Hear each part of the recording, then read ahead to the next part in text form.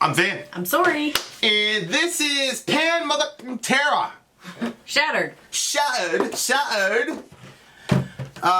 We haven't listened to these boys in quite some time, and I have certainly missed them. So I'm pretty freaking excited. I know, it's from the Cowboys from Hell. It's on the Cowboys from Hell record, so that's going to be interesting. And Dimebag Darrell's one of my guys. He's one of my favorite guitarists. Probably my second favorite guitarist aside from Mr. Welch from Korn.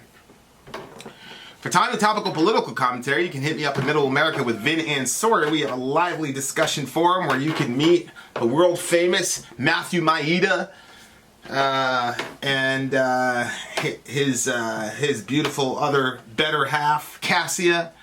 Where you can meet the amazing Larry St. Amant, who holds it down for the red man, while I held it down for the brown man. And then you've got Izzy Jimenez, who you'll never be able to guess what side she's on, and that's kind of the whole point of Middle America in the first frickin' place. So that's the Middle America crew, Middle America family, Facebook.com/America Middle. And if you are musically inclined and you want a specialized music community, we've got you covered there. $1 at the gate gets you in at Patreon, where you get to get sucked into the alliances. An alliance leader will come recruit you. You pool your points together every month, or actually every week, and contribute to influencing what songs that we do. On top of that, you get hooked up into that community. You get to meet the world famous Zonia. I'm pretty sure Ian's in there. I was taking my shower. I was thinking a lot about Ian. I'm assuming he is. I haven't talked to the big homie in a while. So Ian's there, Pony's there, world famous people there. $1 at the gate. Website goes up. You're going to get access to the restricted area in the background, all that jazz. All of that, you beautiful people, for $1. Obviously, if you're a filthy capitalist and you want to sprint right to the head of the line, there is the Fast Pass option. $125 at the gate gets you the song of your specific request. You don't have to be part of an alliance. On top of that, you get into the VIP backstage restricted area as a lifetime subscription, even if you only do it once. If you do it 3 times, you're at $75. So there's a lot of ways, dear listener, to be part of this expansive community. But right now, it is time for Pantera Shattered. Let's go.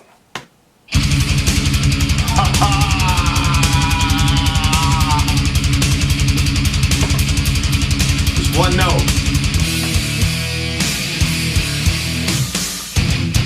Oh my gosh.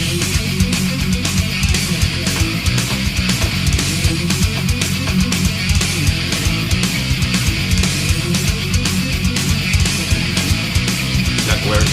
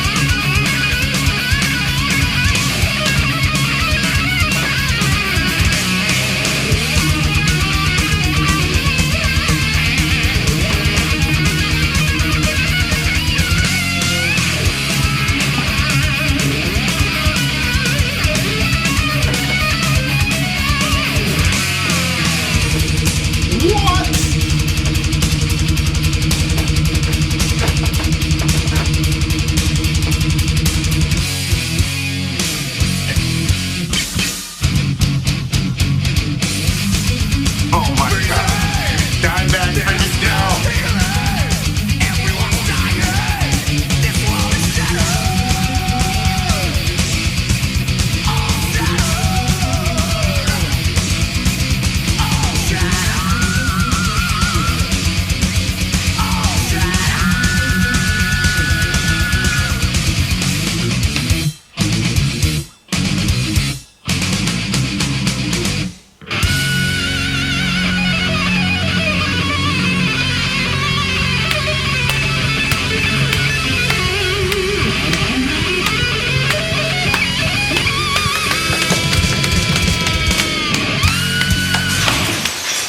Yikes. All Good for praises them. to the Most High Good for for the them. brother Dimebag motherfucking Daryl. What in the man? Bro, first of all, I need somebody in the comment section to tell me one of two things. Is there a distortion pedal just called Dimebag Daryl?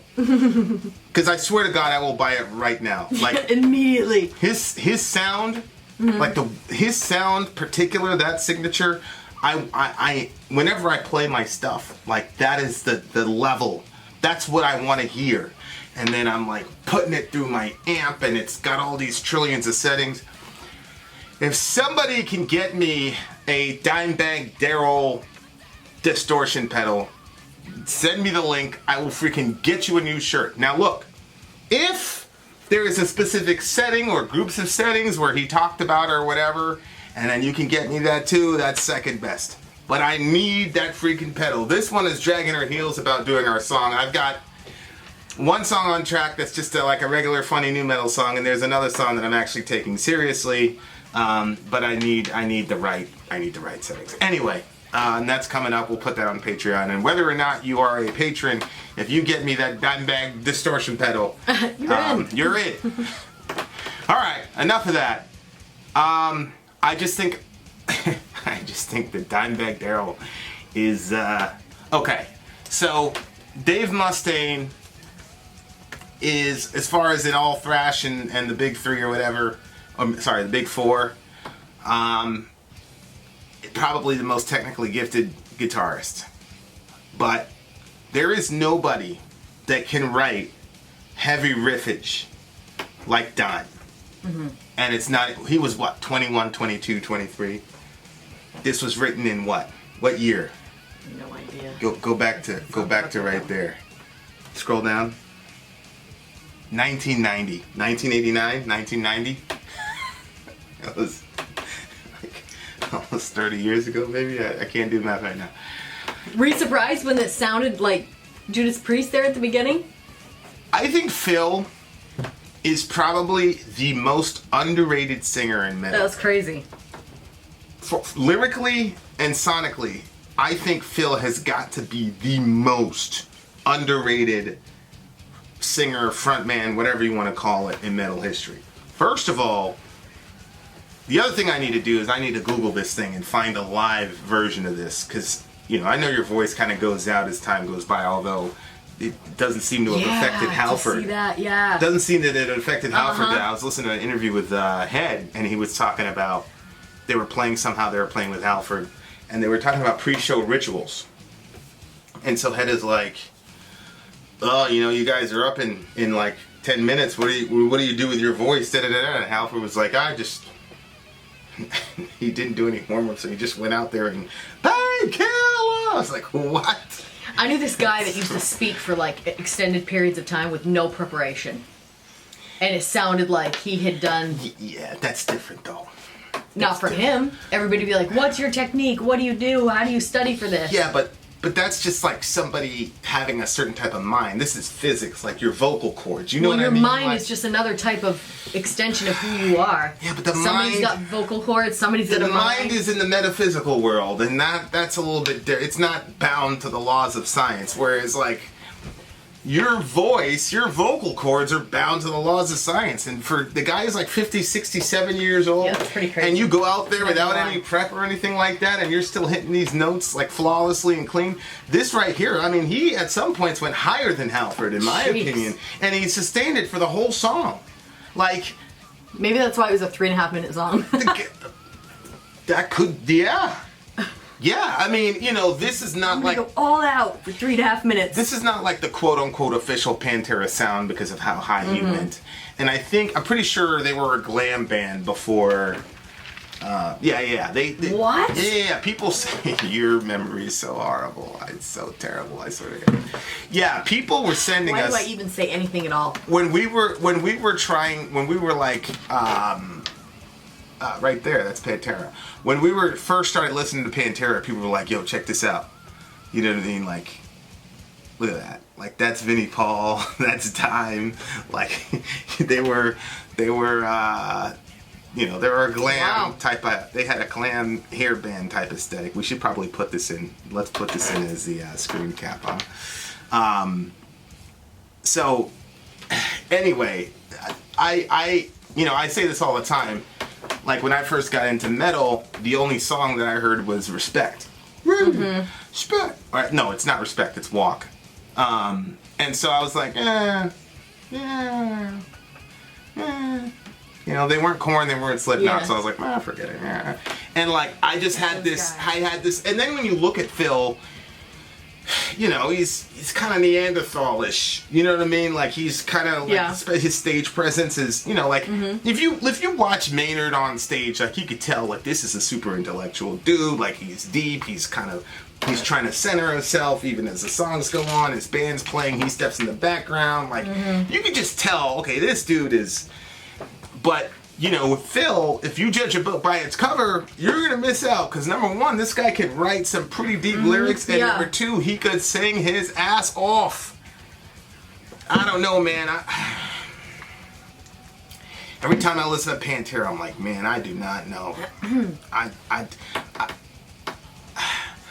This is probably going to be controversial. I just think they're the heaviest band of all time.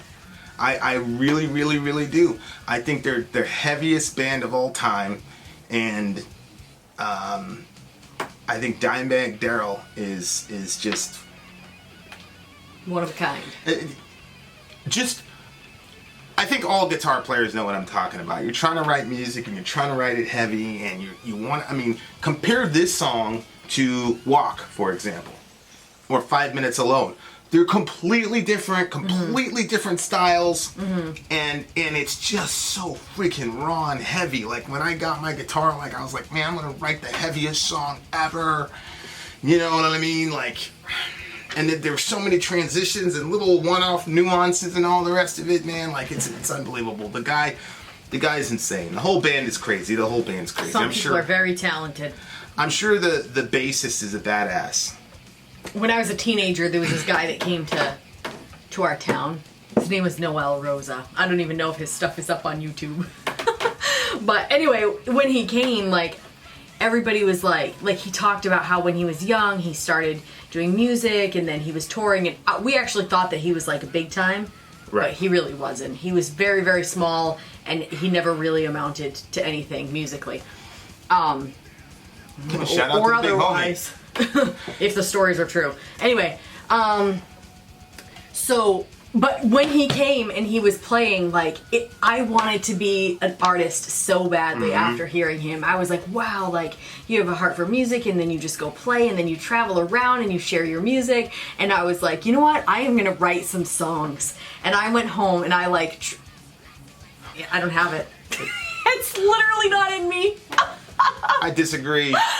What do you mean? Remember that time we sat down and you showed me all your poetry and stuff? Well, yeah, I mean, that's... Like, you can write. Yeah, but writing, like, poetry is different than writing a song, in my opinion.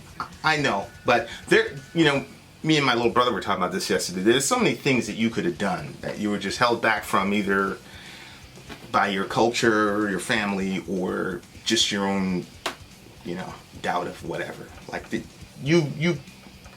for that writing I saw, yeah, it's hard to convert it into music because you have to kind of follow a certain structure, but you could do it if you had enough time.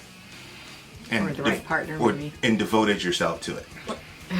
Well, anyway, I didn't get anywhere writing those songs after that. So when I see, like, someone can, like, do all... I'm, like, amazed. When we were watching that... When we did that review about those two homeschool girls... Yeah. And like, Mad Hatter. yeah, and like they get an idea and then they create a song, and I just think that's just, yeah, the Mad Hatter one. Yep. Yeah. It's just amazing to me that some people, they just have that. Like for me, it would be like a struggle to even come. I came up with one song in my entire life that I know of. Well, I used to make up songs when I was a little kid, but besides that, Well, I'm going to have you write for that other song that we're doing, and we'll see. So there's an email one, this funny one, and then there was one I was practicing today. Mm-hmm. And so I'm going to have you write for that one. See how it turns out. are you giving me a topic? No, just write whatever comes to your heart. No pressure. Okay, so this is really interesting because the name of the record is Shattered. Are they just talking about the end of the world? Well, think this through. So, Kristallnacht is kind of a seminal moment in the whole history of the Holocaust. That's when, like, Kristallnacht basically means the night of broken glass, crystal night, because there's so much glass on the ground that it was, it's like crystals. Because they were on the ground. smashing in people's windows. They were destroying all the Jews. The Jewish people's. Like, these people turned against their own neighbors, for God's sake, and just went crazy. And if you look, it's storming broken glass, corpses left in piles. I don't know if that was in the back of his head. Oh. But it fits pretty well. Ungracious blood, kind of a World War II type of, scenario. And I'm not sure if he was going that deep with it.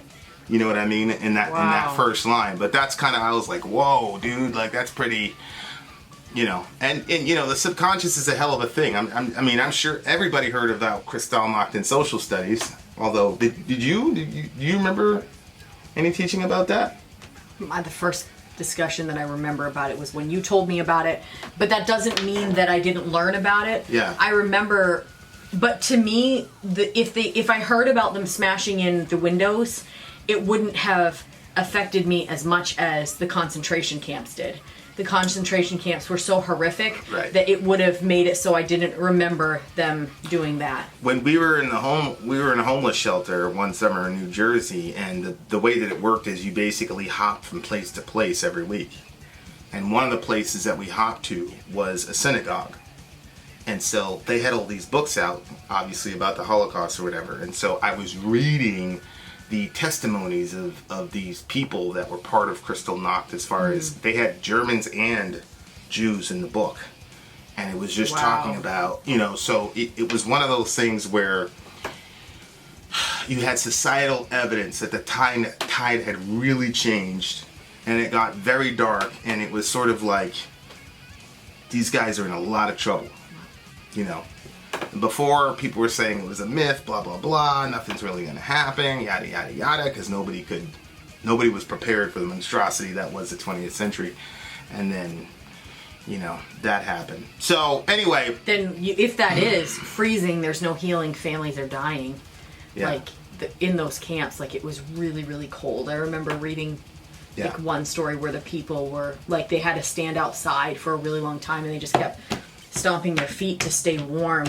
And she said that their legs and their ankles were just bruised by the end of the night from stomping so much, but that's all they could do to stay warm. Just can't imagine, like, just treating people, the inhumanity was just unfathomable. Ugh. So I don't know if he's directly, talking about that, but I mean, it could be anything. And, obviously, Hollow Planet Lacerations, Dissected Nations, Nation singular is kind of where we are right now. And I'm not one of these people that advocates for unity at the expense of truth or justice. Mm-hmm. And if you think God is, then go read Tower of Babel. At the same time, it's massively tragic that I was thinking about 9/11. After 9/11 happened, and the camaraderie that everybody had, and No. Yeah. And now it's not like that right now. Like, people are, and it's crazy. Kind of went back to back with everything. When somebody was I read something about like the COVID thing with the mask, where they were basically saying we're being socialized to look at each other in suspicious. Oh, I know. Whatever. If I sneeze in public, nobody says God bless you anymore. Right. But then right on top of that, you had this Floyd thing and the ensuing conflict that happened, and it's just like, And even with the COVID thing, our nation was fractured. You had some people saying, what the hell are you doing? Obviously, we have to wear masks or social distance, and I'm sorry that you can't get your hair cut, da-da-da-da-da. But then you had other people who were strongly saying, well, yeah, but domestic violence is going up, suicide's going up, people are losing their homes. We just had this conversation where like there's this massive housing crash about to happen, and it's like, you know, like, so, you know, the COVID situation had no easy solution, and people were completely divided, half and half. Now we've got this Floyd situation, and again, you cannot have true unity at the expense of truth and justice. You can't. Yeah. So, but at the same time, so I think we have to go through this. This is birth pains or whatever. But, you know, I knew that Orion was coming when you were in labor, but it still sucked to see you in the birth pains. And I think that's where our country is. You know, I'm always a massive optimist, but I'm also a massive realist. And, you know, I feel like God isn't done with our country, and these are the things that we have to go through to finally live up to the ideals that the founders, you know, talked It's about. just so painful when you know, you hear the different things, that the way that people are treating other people, and you know, like some stuff seems like justified, and then other things just seem so sick and so wrong. You know, when you told me that they're, you know, lynching people, and it's so, like, it just like gets into the pit of my stomach, and just it's so and it's just so heartbreaking, like how I've always been amazed. Like, I know I'm a Christian, and I do believe that people have a sin nature and, you know, stuff, but when you see it, and sometimes you see like how deep and dark that can get,